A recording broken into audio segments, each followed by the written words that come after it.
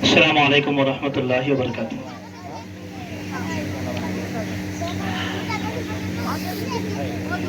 مجھے بحیثیت مہمان نہیں بلایا گیا یہاں پر، مجھے بحیثیت میزبان بلایا گیا تھا۔ تو پروگرام کو ترتیب دینا، کس طرح اس کو چلانا، اور پروگرام میں پہلی مرتبہ جلسہ ہے تو اس کو کس طرح سیٹ کرنا، اس اعتبار سے مجھے بلایا گیا تھا۔ بیٹا آپ لوگ خاموش رہے، پروگرام آپ لوگوں کا ہے، آپ لوگ خاموش رہیں گے تو اور پھر پروگرام اس کے بعد بھی کریں گے۔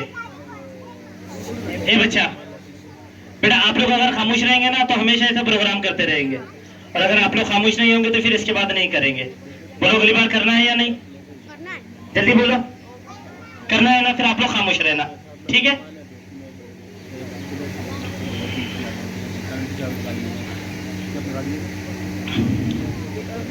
اور شروع میں حافظ نعمان صاحب سے سلمان بھائی سے بات ہوئی تھی، تو سلمان بھائی بول رہے تھے کہ وہ تم کو آنا ہے مقرر خصوصی کی حیثیت سے، مہمان خصوصی کی حیثیت سے، مطلب پروگرام کا سیٹ اپ بھی حضرات کو نہیں معلوم تھا۔ میں نے کہا بھائی جیسے میں آگے بیان کروں گا نا تو کئی طرح والے بولیں گے گھر کے ہی مولانا ہے، ایزیلی سنیں گے ہم کو، تو عارف بھائی کو ایسی شکوہ شکایت رہتے، تو اس لیے میں نے نا حضرت مولانا کا انتخاب کیا۔ تو پہلے تو پروگرام کو سیٹ اور ترتیب دینے میں میری درخواست یہ ہے، تب اس کے آگے کی بات میں کروں آپ لوگوں سے، یہ جو بڑے حضرات ہیں وہ آگے تشریف لے آئے، سلمان بھائی ہے، عامر بھائی ہے، جتنے کرسی پر بیٹھے ہیں یہ حضرات ہے، یہ سارے کے سارے آگے آئے۔ بچوں کا پروگرام تو ہم لوگوں نے اب سنا، اب اصل آپ لوگوں سے بات کرنا ہے، مولانا جو مخاطب ہوں گے وہ آپ لوگوں سے ہوں گے۔ عارف بھائی آپ لوگ بھی ایسے تشریف لے آئے۔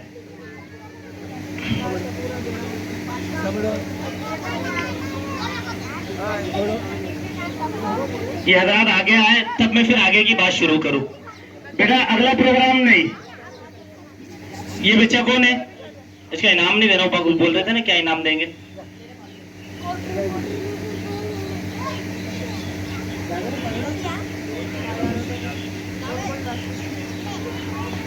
تو حافظ جاوید صاحب اور حافظ امتیاز صاحب جب آ رہے تھے تو مولانا ناصر صاحب کو بھی لا رہے تھے ساتھ میں۔ یہ میری پہلی نظامت ہے کسی جلسے وغیرہ میں، اچھا یہاں سے شروع ہوئی تو میں نے کہا تھا مولانا ناصر صاحب کو مت لاؤ، اگر وہ لائیں گے تو میں نظامت نہیں کروں گا، وہ آدمی اپنے اوپر بھاری ہے نا، وہ تو بھاری آدمی رہیں گا تو اپن نظامت کہاں سے کریں گے۔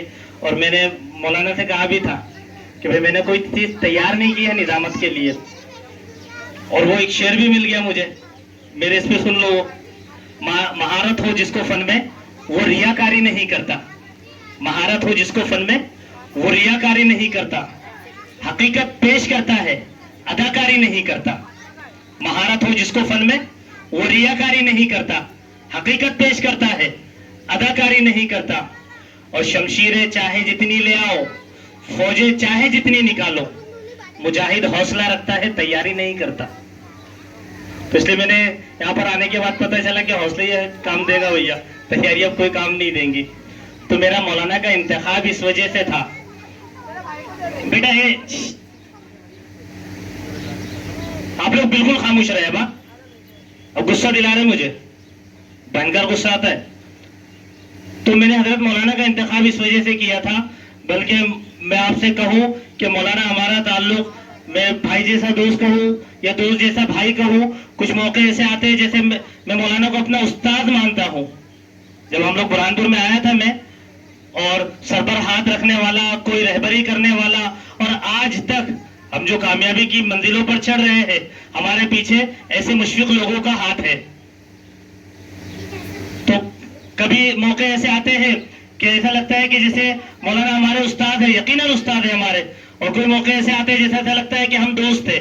مولانا فون کرتے تھے برہان پور سے کہ ہم آ رہے تمہارے گاؤں میں، ڈیم پر گھومنے جائیں گے۔ یہ الحمدللہ ان لوگوں کا بڑا پن ہے۔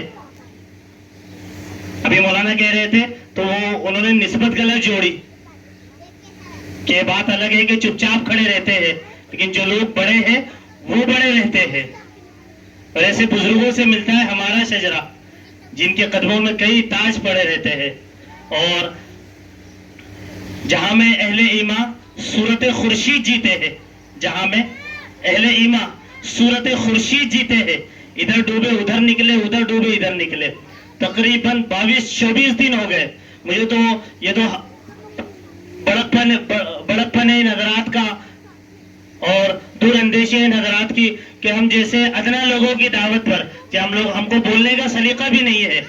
मैं फोन करा कि आपको तुकई थड़ आना है, मौलाना ने हाँ कर दी। मैंने कहा शबात में आपको दोईफड़े आना है, मौलाना ने हाँ कर दी। अल्लाह तबारक व तआला की निहायत इंतहाई फजल करम है हम जैसे लोगों पर कि अल्लाह तबारक व तआला ने ऐसे हजरात कि जिनकी तारीखें रमजान तक की तारीखें तय है, हमारे फोन पर और टूटे फूटे अल्फाज पर हाँ कह देते हैं। ये इन हजरात का बड़प्पन है। अभी यहाँ से जाने के बाद में और ताखिर हो जाए, 12:20 हो रहे, 3 बजे से फिर प्रोग्राम होता है।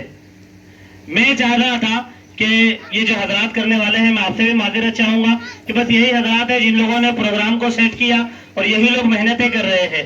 लेकिन आपको बुलाने का मकसद भी ये था और आप लोगों को बताना ये है कि हजरत मौलाना एक आम से लोगों में, पेशे के एतबार से ड्राइवर है, कोई लोहार है, कोई दर्जी है, कोई सब्जी का ठेला लगाता है और कोई मेहनत मजदूरी करता है, ऐसे लोगों में हजरत की मेहनत, मौलाना नईम साहब की मेहनत, हजरत पेशे के एतबार से अल्हम्दुलिल्लाह डॉक्टर भी है, पेशे के एतबार से अल्हम्दुलिल्लाह डॉक्टर है हजरत। मदरसा आयशा सिद्दीका, आप लोगों को और आसानी से तारुफ करवाऊं कि हम लोग जो बुरहानपुर जाते हैं ना, पाला बाजार में बड़ा सा गुंबद नजर आता है, तो उस मदरसे के हजरत शेखुल हदीस भी है। और इसके अलावा मैंने जो भी अर्ज किया था कि कोई पेशे से वो लोहार है, कोई सब्जी बेचने वाला है, कोई मजदूर है, कोई ठेला चला रहा है, ऐसे तबके पर एक लंबे अरसे से, काफी वक्त हो गया, कई साल हो गए, फहमुल कुरान के नाम से एक प्रोग्राम चलता है। आरिफ भाई किराना वाले आरिफ भाई को दे दिया कि भाई तुमको वो कज़ा रब्बुका अल्ला ताबुदु इल्ला इय्या, इस पर 15 दिन का टाइम है, तफसीर देख कर आना है। तो और आरिफ भाई को रहबरी भी कर दी कि ये किताबों से तफसीर देखना है। 15 दिन बाद एक प्रोग्राम करते हैं, उसमें आरिफ भाई जितनी किताबें देख कर आए उनसे फिर तफसीर कर रहे हैं। है किराना की दुकान लेकिन कुरान की तफसीर समझ रहे हैं। सलमान भाई है, इन्हीं को भी इसी आयत पर कि भाई तुम्हें कुरान, इस आयत पर तुम ये किताबें देख लो और तुमको एक तफसीर का मवाद तैयार करके आना है। कोई ऑटो चलाने वाला है, कोई लोहार है, कोई सब्जी बेचने वाला है, वो अपने सारे के सारे मशागिल के साथ में कुरान करीम की तफसीर देख रहे हैं अपने फारिग वक्तों में। आने के बाद में 15 दिन बाद अपना प्रोग्राम पेश करना है। तो सोचो हर 15 दिन में एक आयत की तफसीर मालूम हो रही है, एक साल में कितना मवाद जखीरा हो जाएगा। अब बयान फिर कैसे तय होंगे? आरिफ भाई किराना का बयान फला जगह, इस ये मौजू है तो उस पर एक लंबा वक्त बात कर सकते हैं। कभी घरेलू मामले कुछ उलझ जाए तो कुरान हदीस की रोशनी में रहबरी और रहनुमाई कर सकते हैं। मौलाना एक तो फहमुल कुरान के नाम से ये चला रहे हैं, एक वो प्रोग्राम चला रहे हैं।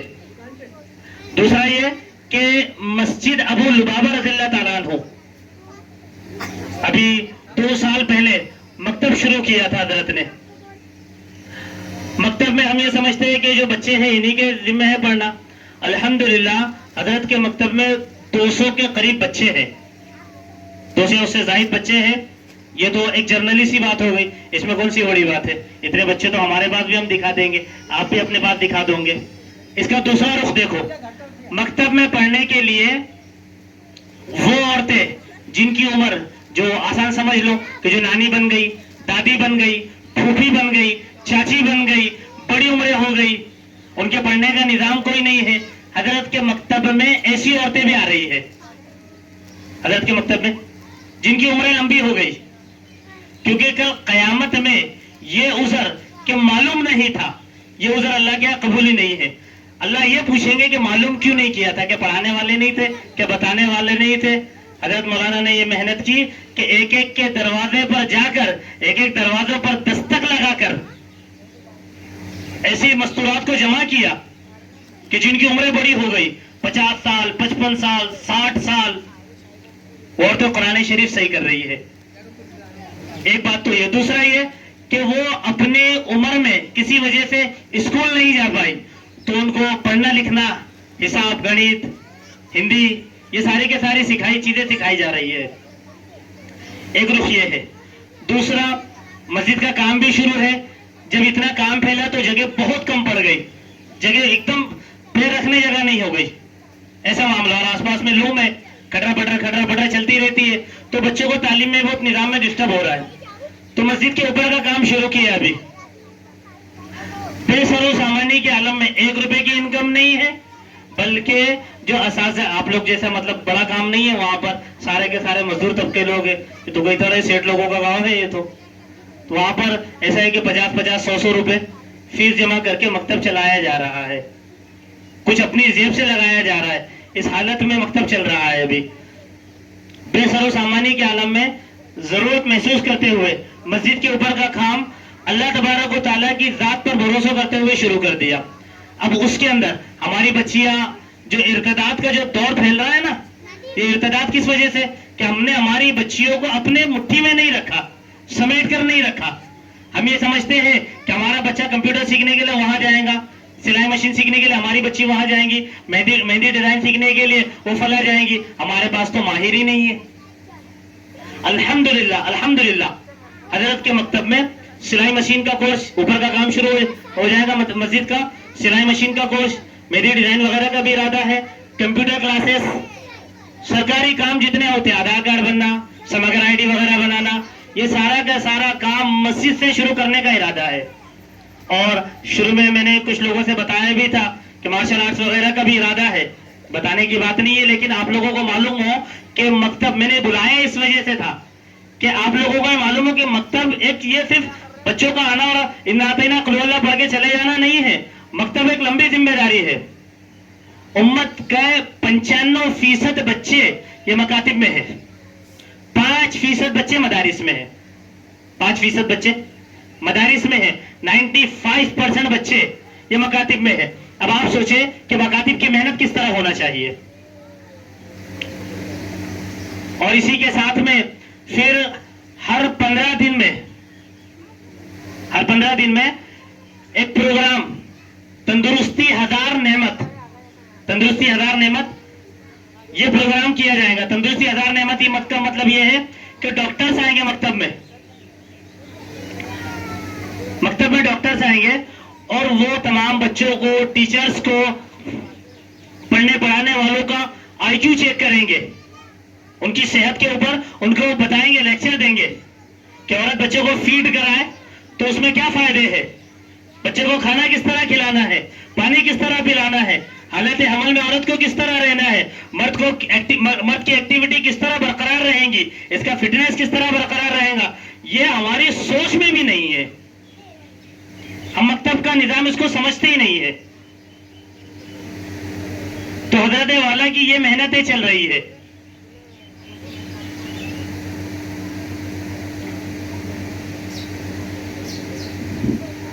तो इस वजह से हजरत को बुलाना मकसूद था और मैं हजरत का बेइंतहाई ममनून व मशकूर हूं कि आपने इतनी जिम्मेदारियों के बावजूद हमारी अदना सी दावत पर लब्बैक कहा और यहाँ पर तशरीफ ले आए।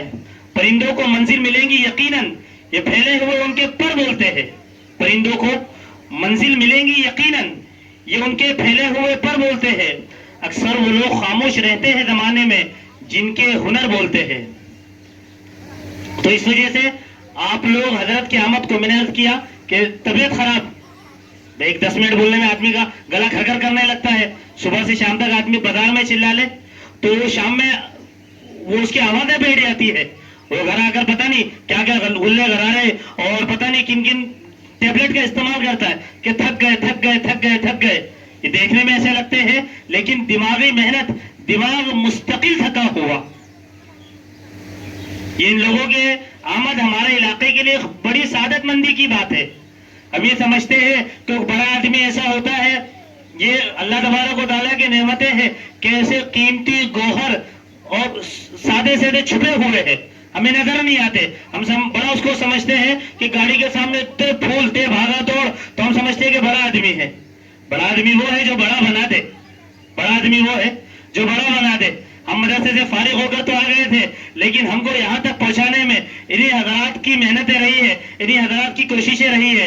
आज भी अगर हमारे कदम कहीं बहक जाए तो इन हजरात का सहारा है कि हम हमेशा खड़े रहते हैं। अगर ये हजरात न हो तो पता नहीं हम गुमराही के किस दलदल में जाकर गिरे।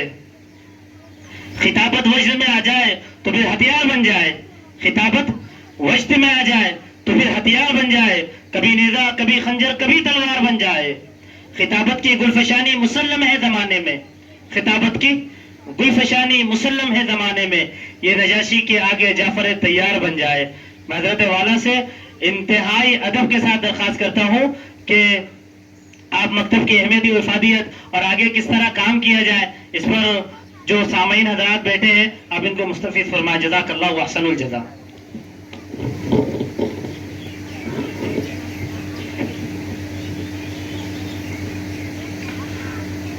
جزاک اللہ خیر۔ السلام علیکم ورحمۃ اللہ وبرکاتہ۔